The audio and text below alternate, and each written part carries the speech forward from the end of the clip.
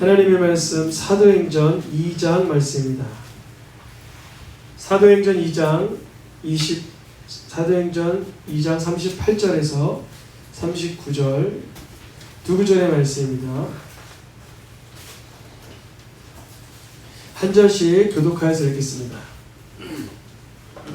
베드로가 이르되 너희가 회개하여 각각 예수 그리스도의 이름으로 세례를 받고 죄사함을 받으라. 그리하면 성령의 선물을 받으리니 이 약속은 너희와 너희 자녀와 모든 먼데 사람 곧 주 우리 하나님이 얼마든지 부르시는 자들에게 하신 것이라. 아멘. 한번 읽어보겠습니다. 베드로가 이르되 너희가 회개하여 각각 예수 그리스도의 이름으로 세례를 받고 죄사함을 받으라. 그리하면 성령의 선물을 받으리니 이 약속은 너희와 너희 자녀와 모든 먼데 사람 곧 주 우리 하나님이 얼마든지 부르시는 자들에게 하신 것이라. 아멘. 6월 설교 시리즈 주제를 같이 읽어보겠습니다. 성령 충만을 받으라. 성령 충만을 받으라. 오늘 이제 다음 주 주일까지 하면 이번 달 시리즈가 마쳐지게 되는데요. 오늘 제목과 다음 주 제목이 연이어집니다. 이것을 어떻게 할까 하다가 나누어서 좀 더 우리가 기억하기 쉽도록 1, 2 이렇게 두 가지로 나눴습니다. 오늘 말씀의 제목을 읽어보겠습니다. 성령 충만은 회개와 회복을 가져온다. 1. 그리고 다음 주는 2가 되겠죠. 같은 제목으로 오늘은 그러면 어디에 좀 집중하게 될까요? 회개에 좀 집중하겠죠. 성령 충만은 회개와 회복을 가져온다. 집중해 보겠습니다. 여러분, 성령 충만하다는 말을 쉽게 바꾸면 하나님의 영으로 내가 가득 찼다. 아멘? 아멘 할 때 하나님의 영이 여러분 심령에 들어가서 치유하시고 역사하실 줄 믿습니다. 아멘 능력입니다. 저는 제가 이렇게 말씀을 전하는 입장이라 이렇게 그런 것이 아니고 저는 항상 말씀드릴 때는 항상 아멘하여 내 말씀으로 받아요. 아멘. 여러분 제가 복 받은 게 보이세요? 아멘. 저는 참 복 많이 받은 사람이에요. 가정적으로나 자녀들이나 부모님이나 교회적으로나 참 복 많이 받았. 왜 복 많이 받았나 보니까요. 부어줄지라도 꾸지 않고 공급해 주시는 풍성함을 누리는 이유가 뭘까 보니까 늘 말씀에 뭐 했어요? 아멘. 책망이든 권면이든 축복이든 뭐 하는 거예요? 아멘 하는 거예요. 그걸 능력이 있다 그래요. 하나님의 말씀으로 받으시길 축원합니다. 성령 충만은 무엇을 가져온다? 회개와 회복을 가져온다. 그 성령 충만함이 무엇인가? 우리가 지난주는 열매로 분별하는 것을 이야기했고 그 전주에는 예수님을 주로 고백하는 이야기를 했는데 이것을 통칭하여 사실은 하나님의 영으로 가득했다 그래요. 하나님의 영, 다른 말로 성령, 다른 말로 거룩한 영으로 채워졌다는 거예요. 그러면 하나님의 영으로 채워진 우리들이 충만한 상태가 검증되는 것은 무엇인가? 지난주 열매를 말씀드렸는데 그것을 통합적으로 말씀드리면 하나님의 말씀에 시간마다 인도받는 거예요. 아멘. 시간. 여러분 나는 상식적인 어떤 이성에 맨날 인도받습니까? 내 어떤 올라오는 감정의 인도를 받습니까? 이 시대의 유행과 트렌드, 요구의 인도를 받습니까? 성령 충만한 사람은 말씀의 지도를 받습니다. 말씀의 케어를 받아요. 말씀의 코칭을 받는다는 거예요. 말씀에 내가 이끌려진다는 것입니다. 그러면 하나님의 영에 가득한 사람은 예전에는 내 생각이 올라오고 내 감정이 올라와 거기에 휘둘렸다면 이제는 육신 중심의 삶이 벗겨지면서 말씀의 인도를 받는 거예요. 하나님의 말씀으로 인도받는 그것이 성령 충만함에 도드라지는 모습입니다. 분명한 모습이에요. 그럼 하나님의 말씀에 인도받아 사는 사람은 무엇을 발견하는가? 하나님의 말씀으로 인도를 받다가 자신의 영적 결함을 발견합니다. 영적 결함. 영적 결함이 뭘까요? 다른 사람의 눈에 튀는 들보로 보이고 나에게 있는 들보는 티로 보이는 이 영적 결함을 발견하게 돼요. 그래서 깜짝 놀라요. 깜짝 놀라시길 축원합니다. 깜짝 놀란다는 건 무엇이냐면 어이구 저런 바라가 아니라 아이고 내 속에 이렇게 음흉하고 시커멓고 하나님 미워하는 것이 있었구나 라고 하나님의 말씀을 인도를 받다가 자신의 육신의 성품, 자신의 영적인 결함을 발견하고 결국은 누구를 만나냐면 예수님을 나의 구주로 만나는 것입니다. 아멘. 그것이 바로 성령 충만한 상태예요. 성령 충만한 상태는 어떤 형태나 행태는 다르게 표현될 수 있으나 핵심은 말씀으로 인도받는 것이고 아멘. 핵심은 말씀으로 인도받다가 내가 하나님 앞에 구원자가 필요한 연약한 자구나 예수님을 구주로 만나게 되는 것입니다.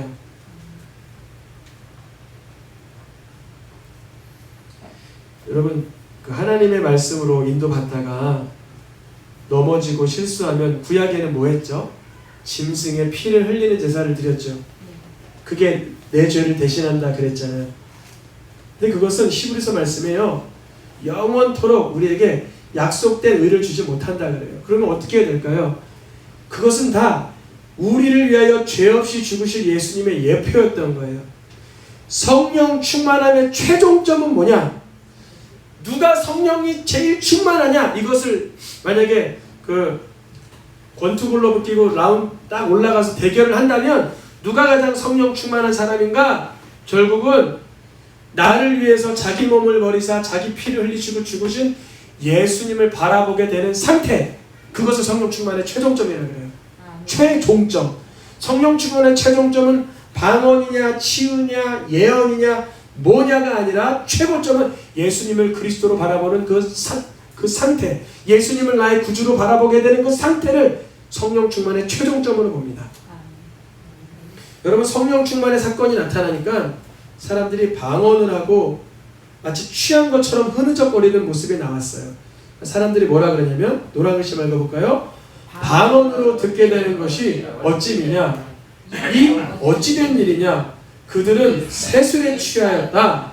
이렇게 사람들이 성령 충만한 상태의 사람들이 말씀에 인도받고 회개하고 예수를 구주로 받고 있는 그 겉모습만 보니까 마치 취한 것 같고 뭐 다른 언어를 사용하는 것 같고 이런 모습으로 보였어요.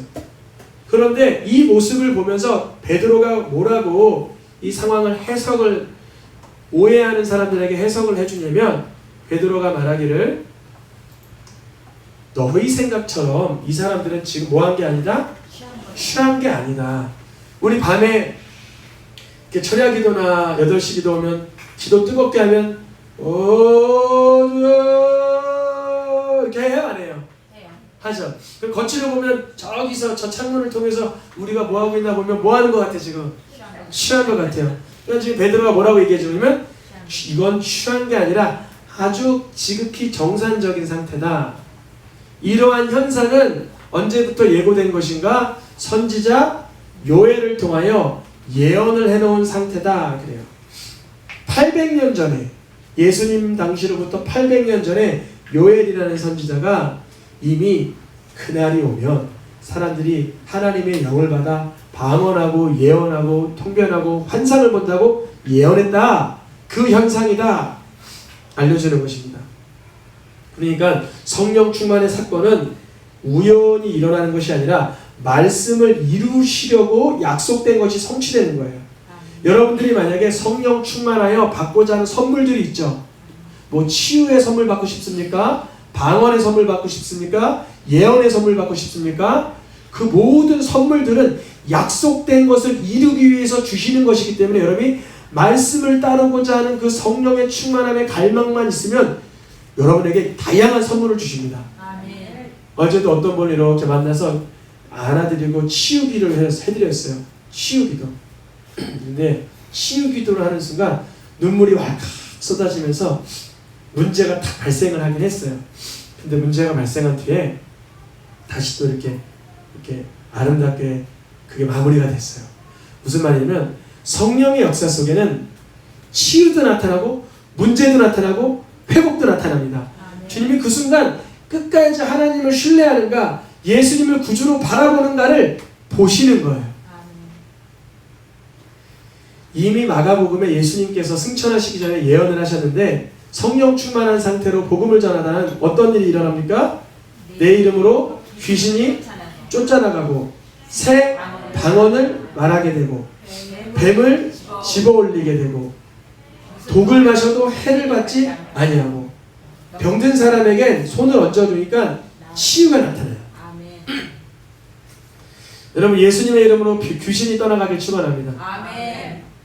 퀴즈. 귀신이 다른 사람에게만 들어가요? 예수 믿는 우리에게도 틈탈 수 있어요. 여러분 깨달아야 되는 게 예수님 믿고 구원받은 사람은 귀신의 영향을 전혀 안 받아요. 맞아요. 악한 자가 손도 대지 못하지만 내 속에 음란의 영, 탐욕의 영, 거짓의 영, 교만의 영은 12번도 돌아올 수 있어요. 근데 그때마다 누구의 이름으로? 예수님의 이름을 사용하면 쫓아지는 거고 예수님의 이름이 뭔지를 모르면 그것을 그냥 부여잡고 있는 거예요. 여러분 서로를 바라보면서 예수님의 이름으로 쫓아내길 축원합니다. 그게 어떤 종류라도 저는 음란을 못 끊는 사람을 봤어요. 저는 담배를 못 끊는 사람도 봤어요. 저는 도박을 못 끊는 사람도 봤어요. 저는 마약을 못 끊는 사람도 봤어요. 어디서 봤을까요? TV에서 우리 원희 청년이 예배 참여율이 아주 높아요. 어제 청년들이 우리 고기를 그렇게 해가지고 우리 하나님께 영광 올려드린 박수 한번. 이 청년들이 얼마나 수고하고 두산이 같은 경우 10시부터 나와서 불을 하고 원희가 여기저기 해가지고 맛있는 거 사는데 어디서 봤냐면 저기 여주에 치유센터가 있어요. 이름을 제가 까먹었어요. 여주 생명의 교회인가 그래요. 근데 거기 가서 이제 만나 뵀어요. 어떤 분들이냐면 놀라지만 미국에서 연봉을 억대로 받았던 금융에 있던 분인데 마약을 끊지 못해서 한국으로 추방이 된 거예요. 완전히 저희가 뭐랄까 지식인이죠. 이분이 지금 한국에 와서 끊었어. 어떻게 끊었냐 물어봤어요.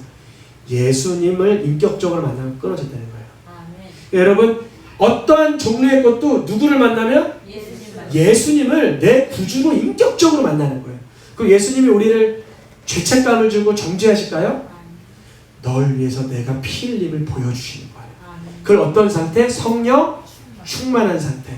성령 충만은 여러분에게 있는 우리에게 있는 악한 것들을 쫓아낼 능력이 있는 줄 믿습니다. 세방언을 말하면 세방언이 아프리카 말, 러시안 말을 말하는 것이 아니라 입술이 변화되는 거예요. 전에 푸념했던 사람이 긍정해요. 전에 정죄했던 사람이 감사해요. 전에 불평했던 사람이 영광 올려드려요. 전에 낙심했던 사람이 하나님께 기뻐해요. 이게 무슨 방언? 네, 목사님 그거 그냥 합리적으로 긍정적 마인드 아니에요? 아니요. 똑같은 문제를 직면하는 눈은 있어요. 아니 심지어 더 깊이 볼 수 있어요. 그러나 감사하는 거예요. 문제의 심각성도 알아요. 그러나 감사하는 거예요. 그것이 뭐예요? 세방언. 문제가 있어요. 형편이 안 좋아요. 상태도 안 좋아요. 그러나 하나님은 하신다. 새 방언. 하나님이 역사하신다. 새 방언. 뭘 집어올린대요? 뱀을 끄집어낸대요. 우리 속에는 뱀이 있습니다. 우리 속에는 뱀이 이렇게 꾸물꾸물대다가 팍 튀어나와서 독을 쏘기도 하고 오히려 나 자신을 물어버리기도 하고 그 독이 뭘까요? 옛 상처. 어렸을 때 뭐 부모에게 받은 상처라든지 스승에서 받은 책망이라든지 부끄러움, 수치감 이런 것들이 올라와서 나를 물든 다른 사람을 물어요. 그런데 예수님의 이름으로 할 수 있다고요? 있다고요. 예수님의 이름으로 쫓아내고 말하고 집어올리고 해를 받지 않는다는 거예요. 누구의 이름으로? 그 예수님의 이름이 뭘까요? 나에겐 그리스도이십니다. 이 고백입니다. 요엘 선지자를 통해서 주신 이 방언이 터지고 사람들이 취한 듯한 모습은 이 마가복음에서 말한 성령 충만의 도드라지는 표현, 형태, 나타나는 행태 중에 하나였죠. 그때 이런 말씀을 선포하다가 베드로가 이런 놀라운 소위 끔찍한 말을 합니다. 읽어보겠습니다. 너희가 법 없는 자들의 손을 빌려 못 박아 죽였으나 성령 충만을 받으라. 그리고 하나님의 말씀을 따르라.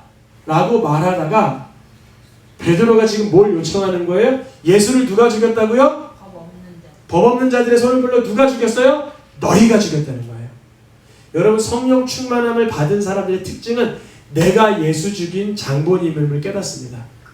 예수님이 희생하신 피 흘리신 사건이 예수님이 십자가에서 허망하게 죽으시고 처량하게 죽으시고 수치스럽게 죽으시고 곤욕스럽게 죽으시는 그 모습이 누구로 인하여? 나로 인해서 죽으심을 보게 되는 거예요. 베드로의 선포입니다. 얘들아, 너희가 예수 죽이는 자로 쓰임받지 않았냐? 이 순간 약간의 미동이 감지돼요. 미동. 방언이 터지는데 신기하다. 요엘서의 말씀이 이루어지니까 신기하다 라고 기뻐하고 신기하고 놀라워하는데, 너희는 보탬이 되지 않고 도리어 회방분의 일을 했구나 라고 지적을 당하는 거예요. 너무 놀랬잖아요. 그러면 이 순간 이 사람들이 안 그랬어, 나는 안 그랬어 라고 부정하고 싶겠지만 뭐라고 표현하고 있냐면, 이들이 그 너희가 죽였잖아 라는 말씀을 뭐하고?